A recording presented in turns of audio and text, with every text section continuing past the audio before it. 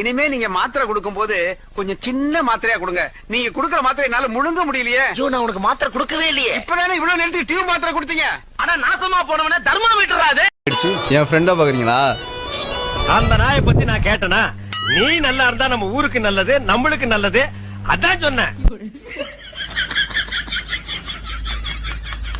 சில பேரை பார்க்க பிடிக்கும், ஒரு சிலரை பார்த்த உடனே பிடிக்கும். இந்த பவரை பார்க்காமே பிடிக்கும்டா. இப்படியே பேசிட்டு இருந்தா உனக்கு பைத்தியம் தானா பிடிக்கும். உங்ககிட்ட சொல்றதுல ஒண்ணும் தப்பு இல்ல. படுத்துறாயா படுத்துறா.